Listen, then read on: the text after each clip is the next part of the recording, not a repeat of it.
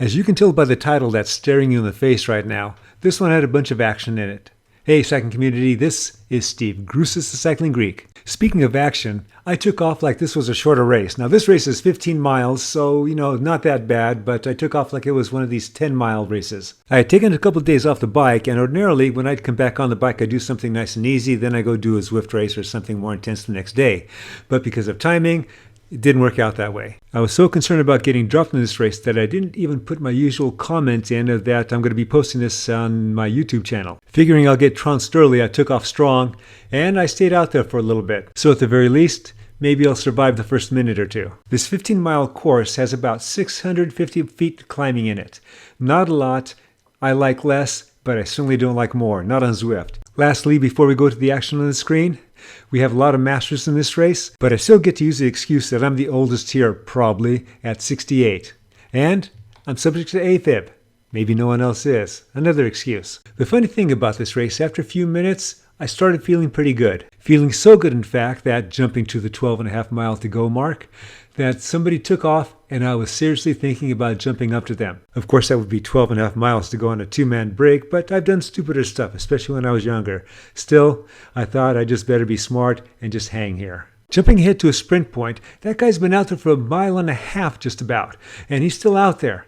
Somebody's going after him, and so I'm figuring, okay, that's enough. I don't want these guys to go and form their own group and then just leave us behind, and I'm sprinting for third, so I don't want to be left behind. So I'm going after him. I'm hoping that we'll work together, catch up to that guy, leave the others behind, and we'll duke it out for the top 3 podium spots. When I get to him, I keep on the pressure and go right past him. He gets right on my wheel. It looks like we're developing a gap against the others, but I'm starting to run out of gas, so that's it. The benefit of what I did was it cut Morimoto's lead down to about 4 seconds. As you can tell by my face in the insert in the lower left-hand corner, I'm working on getting my speed back up so I can get at some wheels. Fortunately, I'm able to do that. Jumping ahead a bit, Morimoto's been out there for just about 3 miles. Figuring I've already done my part of the work, actually needing some old guy recovery, I've just been sitting in.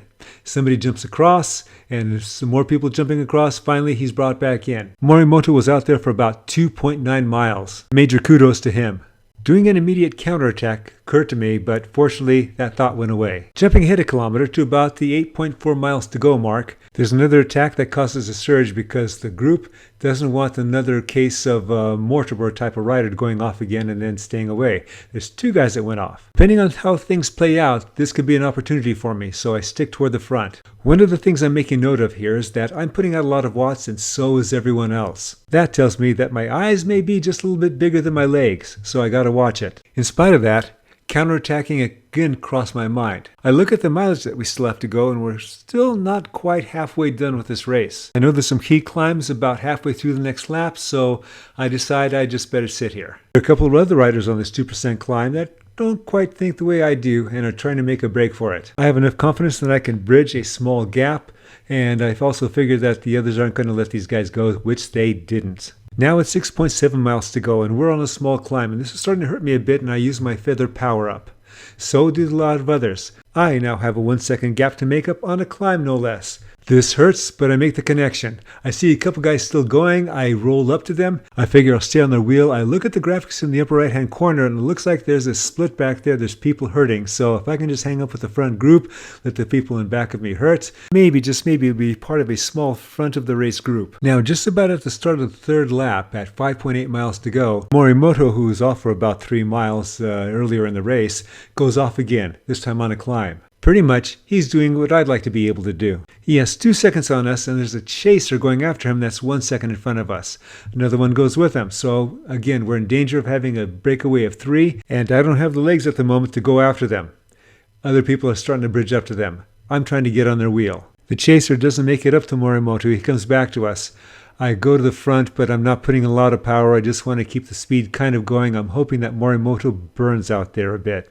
Guy's a little too strong. Somebody's taking a different tact, goes after him. Somebody else goes after him. Eventually, a string is formed and we're all connected. And now I see that it was not Morimoto, but it was Magistrelli that was out there. Now just 3.7 miles away, I figure I'm feeling good enough and now it's time to go. But then again, so does Morimoto. He's going off, I'm going off, and I'm seeing this as an opportunity. Even with the feather power up on this 3% climb, I'm doing over 400 watts just to stay up with him. We get to the top and we both let up a bit just to catch our breaths. Looking at the graphics on the right, our lead group, which is now down to 11, is strung out. About 6 of us have a 2-second gap on the rest. I'm still out of breath, and I'm trying to gather as much energy as I can to get on people's wheels. While I of course want to win this race, I also found it important with my increasing form to experiment. I am hoping that the moves that I made and will make will help whittle down the group. We're now at 5K to go, and I'm having trouble keeping up on this 2% climb. I get up to the group and there's somebody that takes off, and that is Dave Syracuse, I believe. Based on the previous race series I've done, this is a danger spot. I can choose to ride somebody's wheel, someone else can choose to ride somebody's wheel, somebody else can choose to ride somebody's wheel. Eventually everyone is riding everyone's wheel, and first place goes up the road. This was my moment. I was going to bridge up to him, and then we were going to go. Problem was, he elected or couldn't go with me, so it's just me now. I'm committed and I have 2.7 miles to go. That's a long way. I check the graphics on the right and I see I have a 1 and 2 second gap on the rest of them.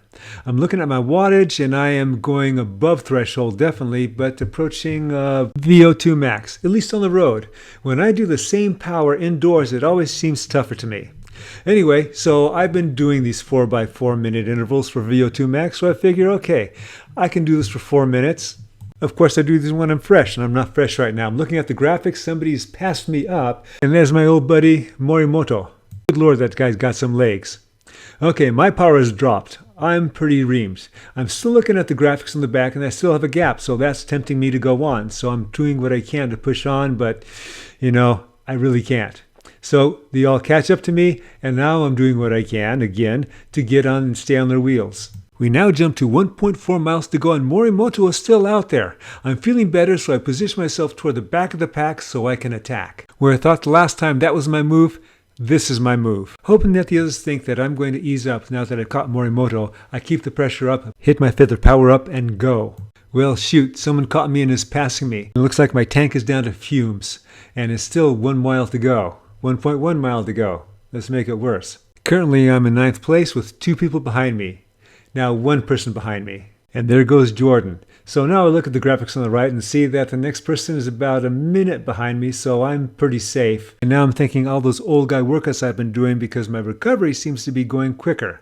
I pass up Jordan, and now I'm going after the others. The nearest rider has 1 second on me. Now make it 2 seconds as I'm starting to push over 300 watts to go chase him down. I'm jumping ahead a bit because I never did catch him, and I never did get caught, so I ended up 10th out of 27. Even though I finished middle of the road, this was a good race for me. Let me know what you think of these tactics. Comment on that, comment on anything else, because for those of you familiar with my channel, you know the drill. Comment, like, subscribe. The Cycling Greek.